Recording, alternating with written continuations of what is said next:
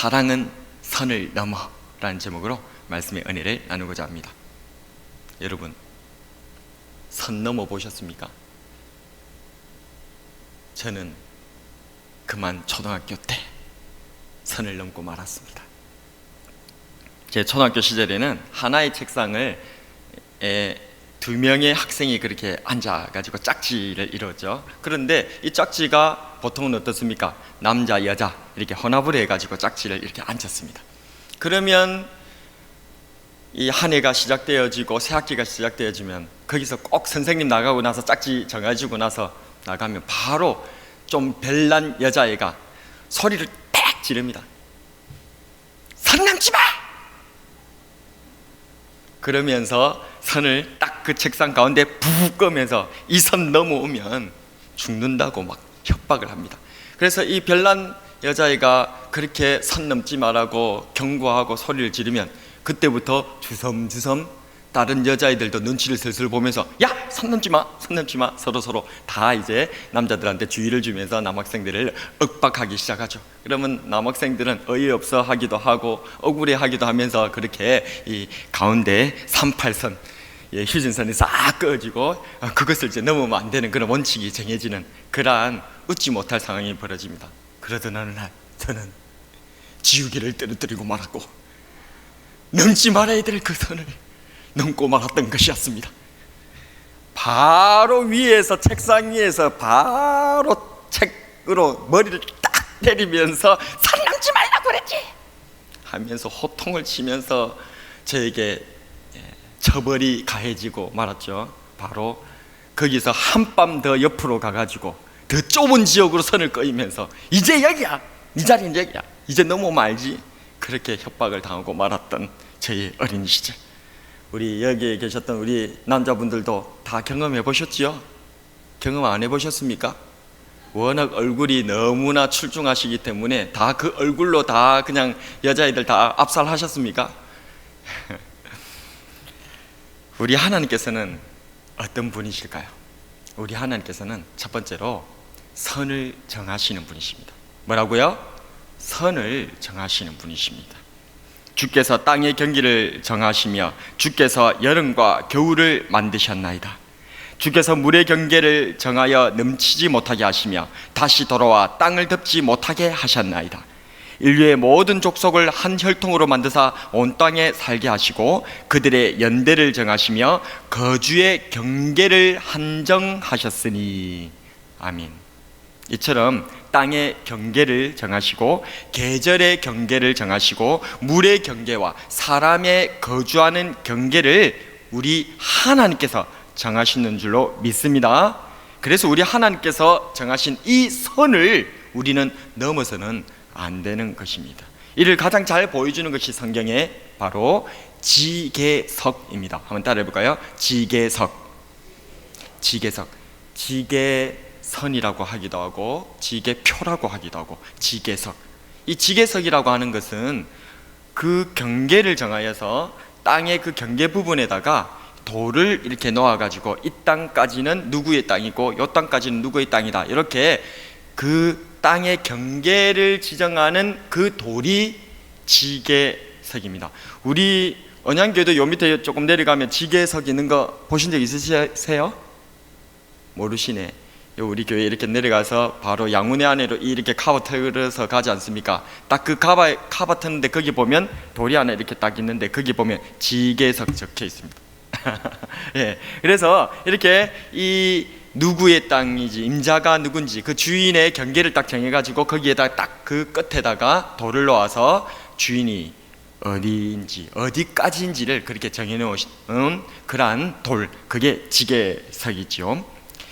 그래서 이스라엘 백성들은 조상에게서 물려받은 땅을 자손 대대로 보존했어야 했습니다. 즉 이스라엘 사람들은 자신의 땅에서 경작할 수 있는 권리 혹은 자기의 이 땅을 이용할 수 있는 권리는 사고 팔 수가 있었어요. 하지만 땅 자체는 팔 수가 없었습니다. 그렇기 때문에 이 땅을 이용할 수 있는 권리는 팔았으면 50년 희년제가 되어지면 다시 그 주인에게로 돌아가도록 하나님께서는 법으로 정해놓으셨던 것이죠. 잠언 22장 28절에 보면 내 선조에 세운 옛 지계석을 옮기지 말지니라. 신명기 27장 17절에는 그의 이웃의 경계표를 옮기는 자는 저주를 받을 것이라. 호세아 5장 10절에는 유다 지도자들은 경계표를 옮기는 자 같으니 내가 나의 진노를 그들에게 물같이 부으리라. 하나님께서는 이처럼 계속해서 반복적으로 하나님께서 정해놓으신 이 지계표, 하나님의 선을 넘지 말 것을 단단히 경고하셨죠. 하나님의 이 선을 넘어버리면 저주를 받고 물같이 쏟아붓는 하나님의 진노를 면치 못할 것이다 라고 말씀하셨던 것입니다. 이 지계석을 옮기지 말라는 말씀은 1차적으로는 다른 이의 재산을 침범하지 말라라고 하는 뜻으로 해석할 수가 있겠지요. 그러나 그것이 전부가 아닙니다. 이건 아주 1차원적인 생각이고 이것은 더 깊은 뜻이 있습니다. 매 50년마다 돌아오는 희년 규례와 함께 이 지계석의 의미를 해석해야 되고요. 또한 슬로브앗의 딸들 얘기 여러분들 아시는지 모르겠습니다. 성경에 보면요, 정말 우리가 보면 굉장히 별로 중요하지도 않은 사람의 이름이 계속 반복적으로 3번으로 반복적으로 나오는 사람이 있는데 그 사람이 바로 슬로브앗입니다. 한번 따라해 볼까요? 슬로브앗이 누구냐면, 슬로브앗은 바로 아들 없이 딸만 낳고 죽은 남자의 이름입니다. 아들 없이 딸만 낳고 죽은 남자의 이름이 왜 성경에 계속 반복적으로 기록하고 있는가? 3번에 걸쳐서 나오고 장으로는 2장을 걸쳐서 아주 자세히 나오고 또 다음에 또 나오거든요. 그러니까 이 슬로브앗, 우리는 별로 중요하게도 생각하지도 않고 별 가치도 없는 그냥 지나가는 얘기 같은데 계속 반복적으로 얘기하고 있어요. 왜냐하면 거기에 하나님 나라, 하나님 뜻이 있기 때문입니다.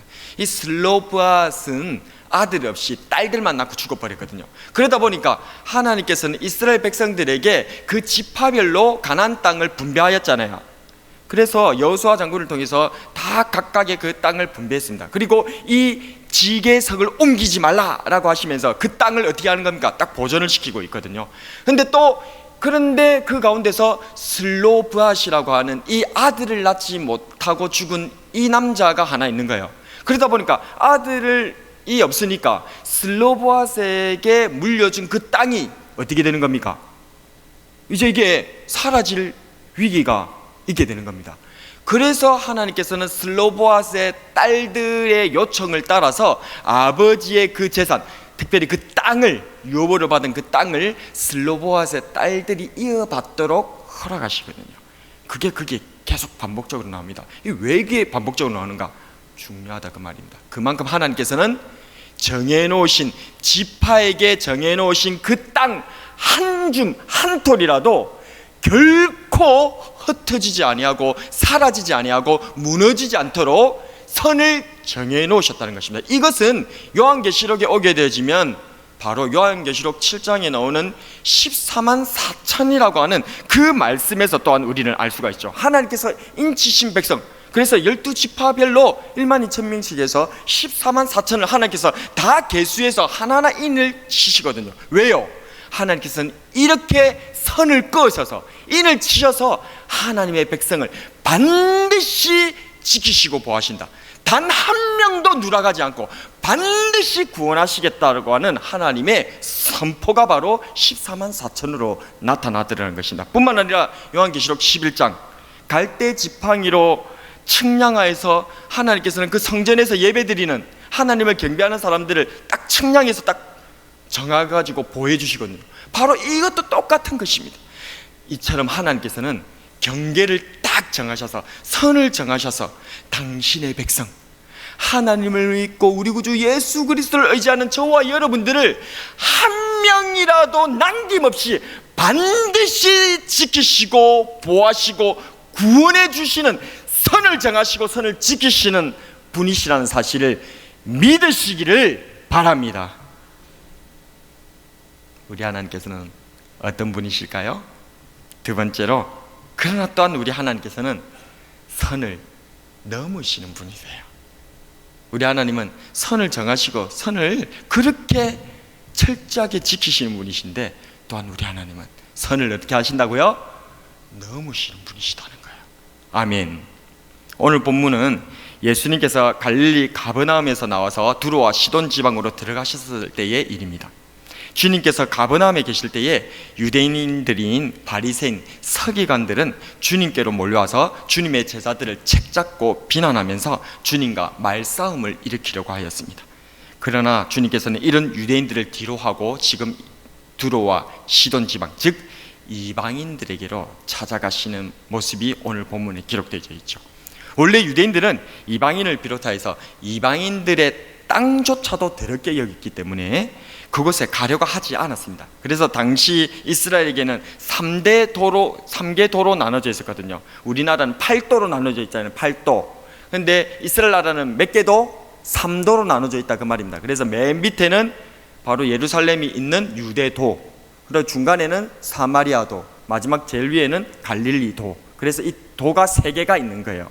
그래서 우리가 뭐 경상도, 전라도, 경기도 이렇게 하듯이 바로 이스라엘에는 유대도, 사마리아도, 맨 위에 갈릴리도, 이렇게 3개 도로 구분되어 있다 그 말이죠. 그런데 이 유대도에 있었던 유대인들과 갈릴리도에 있었던 그 갈릴리 사람들, 그런 사람들은 서로 교류를 했습니다. 그래서 물론 유대인들은 갈릴리 사람들을 굉장히 촌놈 취급을 했거든요. 마치 서울 사람들이 우리 지방 사람들을 촌놈 취급하듯이, 우리는 촌놈 아니라고 생각하지만, 그런데 굉장히 촌놈 취급을 하듯이, 그래서 우리가 서울 사람들은 저기 부산에 이렇게 갈 때도 뭐라고 하는 줄 아십니까? 지방에 간다 그럽니다. 제2의 도시인 부산에 가는데도 지방에 간다.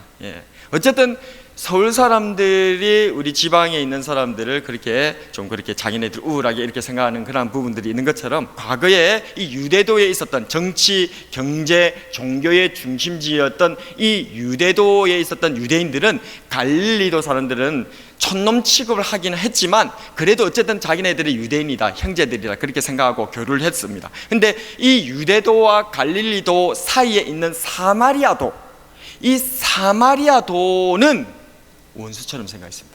개취급을 했어요.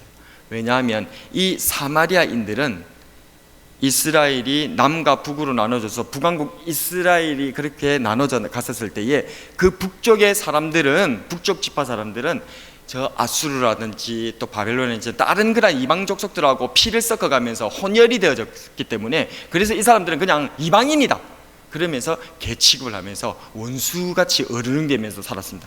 그래서 이 유대인들이 갈릴리도를 왕래를 할 때에 그냥 그 가운데 있는 사마리아를 지나가면 하루면 갈 수가 있는 길이거든요. 그런데 이 길을 지나갈까요, 안 지나갈까요? 지나가지 않습니다. 돌아서 산 위쪽으로 해갖고 돌아갖고 갔습니다. 그래서 3일 길이 되었습니다. 그렇게 할 정도로 이 유대인들의 이 이방인에 대한 혐오, 이방인에 대한 그러한 아주 이 철저한 그러한 분리적인 그러한 마음들은 아주 지나칠 정도로 강했다는 거죠. 자기 동족이었던 사마리아인들조차도 사마리아인들을 개취급하고 사마리아 땅을 싫어해서 안 갔는데, 하물며 두로와 시돈 같은 경우에서는 아예 완전 이방인이거든, 이거는. 그런데 지금 예수님께서 이 두로와 시돈 지방으로 가셨다고요, 안 가셨다고요? 가셨다는 것입니다. 그렇게 가니까 이 예수님의 제자들은 어쩔 수 없이 예수님을 따라가는데, 예수님께서 지금 유대인들 핍박하는 유대인들을 피하여서 저렇게 두로와 시돈 이방 지역으로 갈 때에 얼마나 기분이 나빴겠어요.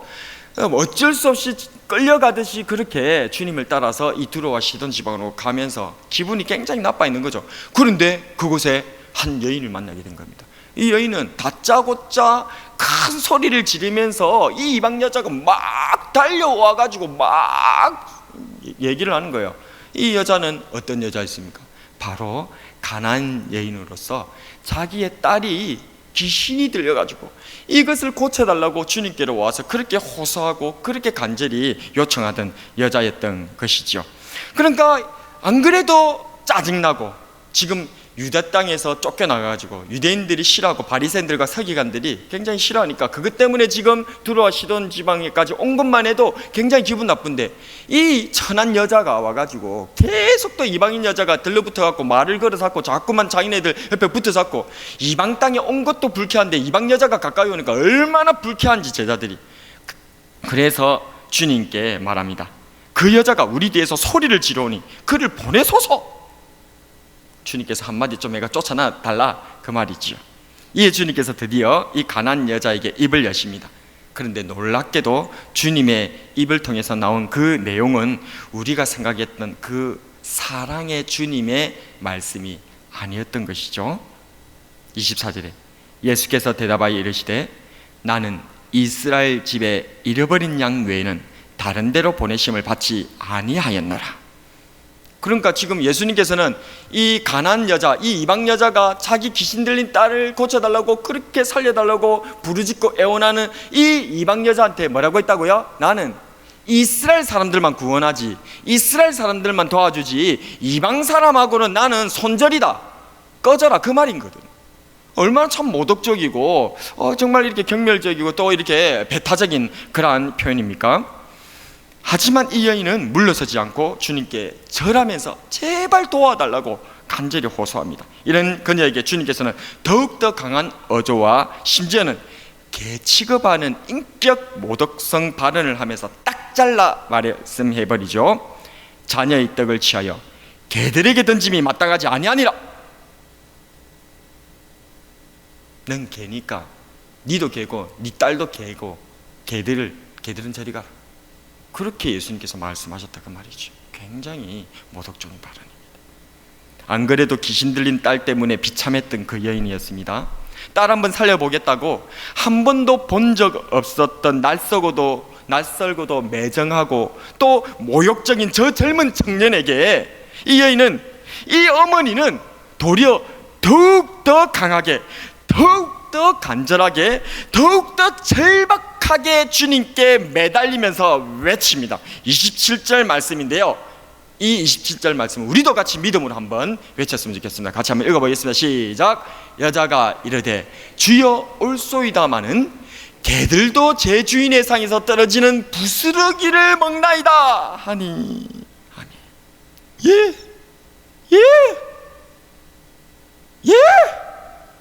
저는 개입니다. 예, 제 딸도 개입니다. 그렇지만 개들도 생명이 있지 않습니까?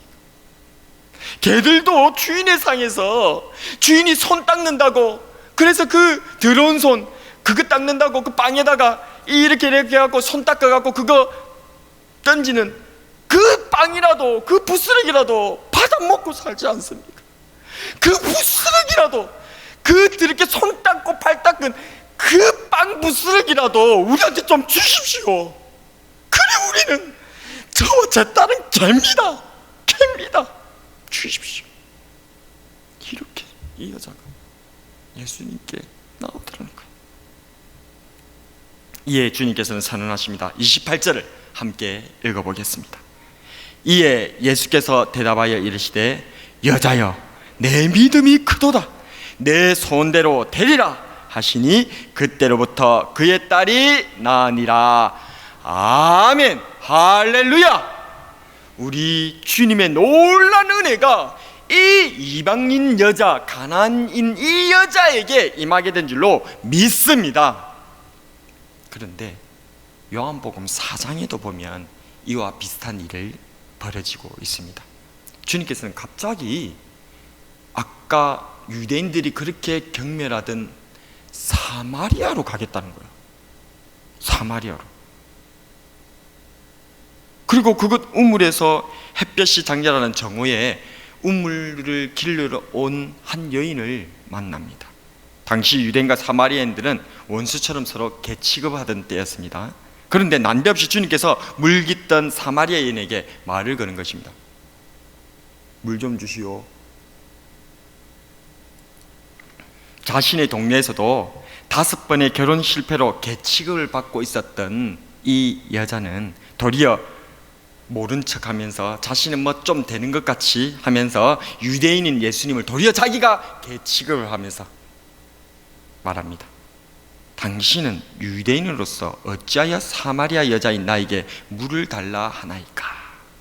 굉장히 비하적인 표현입니다. 성경이니까 고상하게 표현한 것 뿐입니다. 한마디로 왜 별꼴이다, 지금 개 같은 이 유대인이 왜 나한테 이렇게 수작을 걸어? 이는 얘기입니다. 말 걸지 마라 그 말이죠. 굉장히 고상하게 표현한 것입니다. 그러나 인정과 지역에 아랑곳하지 않고 주님께서는 계속 그 여인과 대화를 이어가셨던 것이죠. 그러다 그 여인이 5번 결혼에 실패했으며 현재 살고 있는 남자도 자기 남편이 아님을 말씀하였고, 이에 깜짝 놀란 여인이 주님을 향해서 고백합니다. 주여, 내가 보니 선지자로소이다. 그러고는 갑자기 주님께 예배의 장소에 대해서 물어봅니다. 왜냐하면 사마리아인이 아니라 유대인이신 주님께서 인종과 장소와 성별과 기천에 상관없이 자신과 편하게 대화를 해주셨기 때문에, 그것을 뛰어넘는 분이기 때문에 이 선지자에게는 예배에 대해서 한번 물어봐야 되겠다는 생각이 들었나 봐요. 그래가지고 물어봅니다. 우리 조상들은 이 산에서 예배하였는데 당신들의 말은 예배할 곳이 예루살렘에 있다 하더이다. 사마리아인은 축복의 산 그리심산에서, 유대인은 예루살렘 시온산에서 한 하나님을 섬기면서 인종과 지역에 따라 성별과 기천에 따라 너무나도 달랐던 예배의 모습이 이 여자에게는 평소에 정말 이상하게 생각되고 궁금했던 내용이었던 것 같습니다. 그러니까 예수님께서 선지자인 것을 안 다음부터는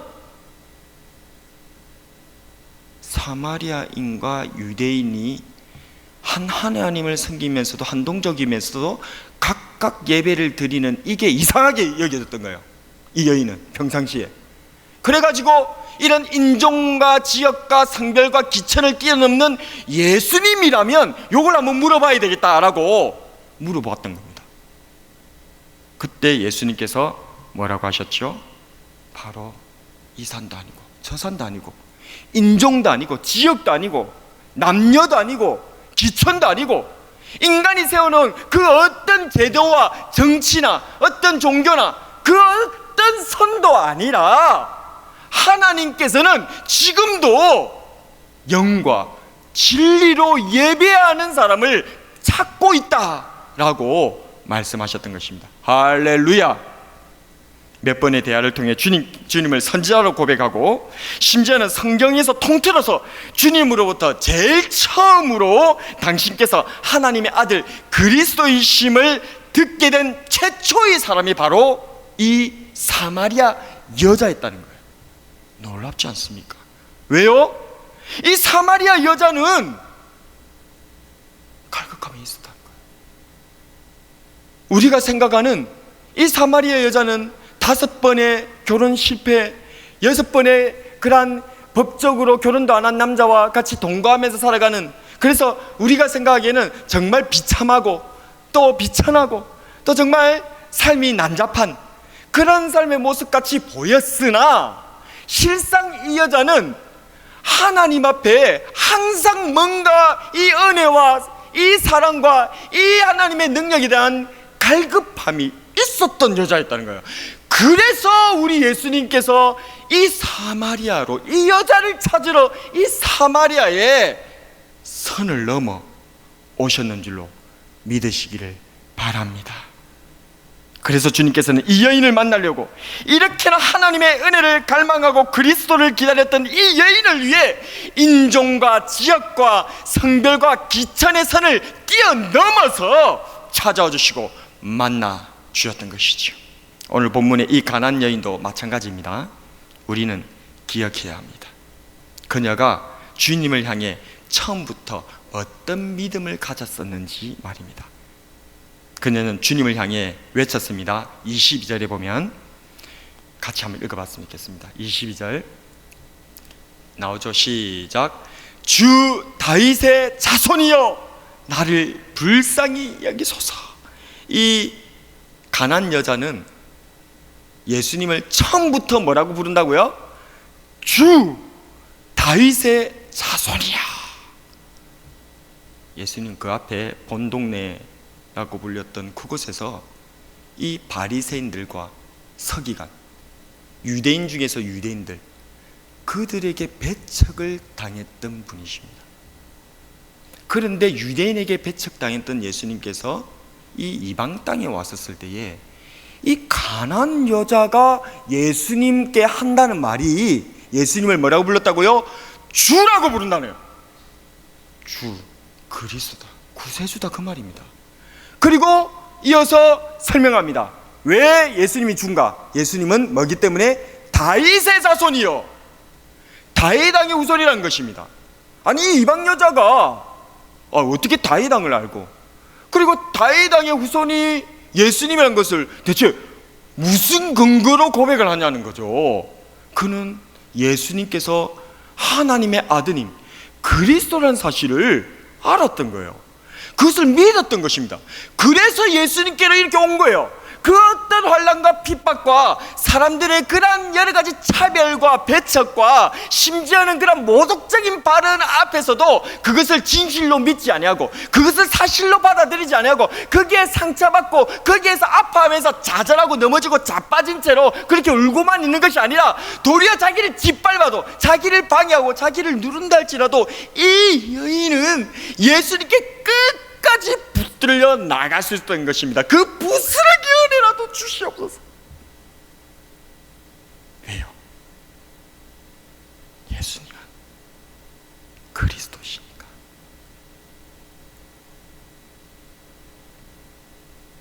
그래서 주님께서는 선을 넘으셨던 것입니다. 인종과 지역과 성별과 기천, 인간들이 세워둔 지계석, 죄인들이 그어놓은 그 선을 넘어 그 사람이 누구든, 거기가 어디든, 어떤 형편에 처했든지 어떤 상황이라 할지라도 하나님의 사랑은 모든 인간의 선을 뛰어넘어서 반드시 당신의 백성을 지키시고 구원하신다는 사실을 믿으시기를 바랍니다. 이 놀라운 하나님의 사랑을 로마서는 이렇게 말씀하고 있습니다. 같이 로마서 8장 38절에서 39절을 읽어보겠습니다. 시작. 내가 확신하노니 사망이나 생명이나 천사들이나 권세자들이나 현재일이나 장래일이나 능력이나 높음이나 깊음이나 다른 어떤 피조물이라도 우리를 우리 주 그리스도 예수 안에 있는 하나님의 사랑에서 끊을 수 없으리라. 아멘. 믿으시길 바랍니다. 그 어떤 인간이 끊어놓은 그 어떤 선도 우리를 사랑하시는 우리 구주 예수 안에서 우리를 붙드시는 그 하나님의 사랑을 끊을 수 없고, 우리 주님께서는, 우리 예수님께서는 이 인간의 모든 선을 뛰어넘어서 우리를 구원하시러, 우리를 지키시러, 우리를 반드시 찾으시러 다가와 주신다는 사실을 믿으시기를 바랍니다. 말씀을 정리하겠습니다. 하나님께서는 선을 정하시는 분이십니다. 그런데 또 하나님께서는 선을 넘으시는 분이세요. 선을 정하시는 하나님께서도 우리를 지키시고 구원하시려고 선을 정하시는 것이고, 선을 뛰어넘으시는 하나님, 우리를 반드시 지키고 반드시 구원하시겠다고 하는 그 사랑 때문에 선을 넘어오신다는 사실을 믿으시기를 바랍니다. 사랑은 선을 넘습니다. 사랑은 죽음도 이기는 것입니다. 사랑은 그 무엇도 막을 수가 없습니다.